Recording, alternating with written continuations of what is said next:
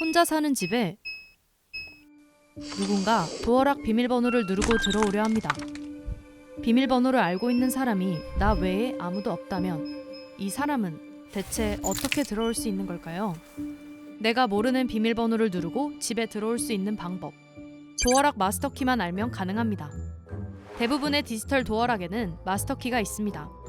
거주자가 설정한 비밀번호 외에 관리 목적으로 추가로 설정할 수 있는 비밀번호죠. 예를 들어 세입자가 설정한 비밀번호 1022 외에도 마스터키로 설정한 비밀번호를 누르기만 하면 똑같이 문을 열 수 있는 겁니다. 도어락의 마스터키는 제품마다 다르지만 대부분 비밀번호나 카드 형태로 존재하죠. 일종의 관리자용 비밀번호인 마스터키는 세입자가 오랜 시간 동안 연락이 안 되거나 세입자가 비밀번호를 잃어버린 경우, 화재 시 외부에서 도움이 필요한 때를 대비하기 위해 존재합니다. 그래서 보통 집주인, 건물 관리인, 부동산 중개인이 마스터키를 알고 있죠. 하지만 세입자는 마스터키의 존재 자체를 모르는 경우가 있는데요.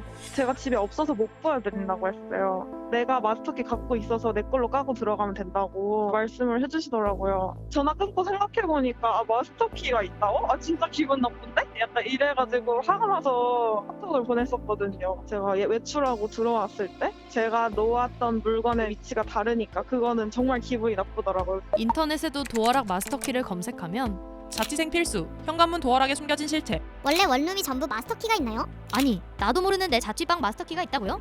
아주머니께서 마스터키로 따고 들어오시기 전까지는 제 집이니까 불안감 같은 게 없었는데 그때 이후로 그냥 왠지 모르게 잘 때 뭐가 들어올 것 같은 거예요. 그래서 이중 잠금을 하기 시작했어요. 이렇게 내가 모르는 번호 또는 카드로 우리 집 문을 열고 들어올 수 있다면 그 사람이 아무리 집주인이라고 해도 불쾌함이나 공포심을 느낄 수 있죠.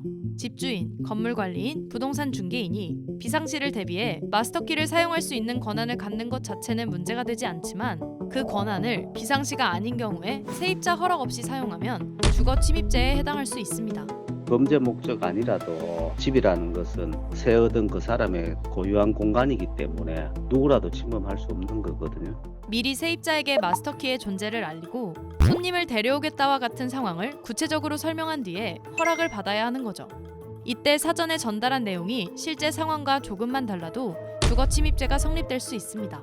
집주인이 다 마스터키를 이용해서 손님도 데려오지 않고 혼자 집에 들어왔다. 그것도 주거 침입죄가 되는 거죠. 그럼 내가 허락한 범위를 넘어섰으니까.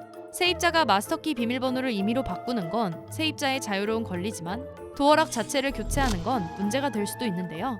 건물의 일부인 도어락은 집주인의 재산에 해당하기 때문에 함부로 훼손하면 재물 손괴죄에 해당할 수 있는 거죠. 혹시 마스터키가 신경 쓰인다면 마스터키 비밀번호 변경이나 보조 자물쇠 설치를 고려해 볼 수 있는데 사전에 집주인과 충분한 협의를 거치는 게 좋다고 해요. 자신의 상황에 맞는 적절한 방법을 찾아 매일매일 내 집에서 마음 편히 쉴 수 있길 바랍니다.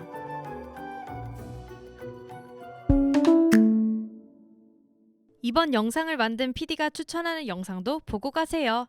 스브스 뉴스의 다른 영상을 즐기시려면 구독 버튼을 꼭 눌러주세요.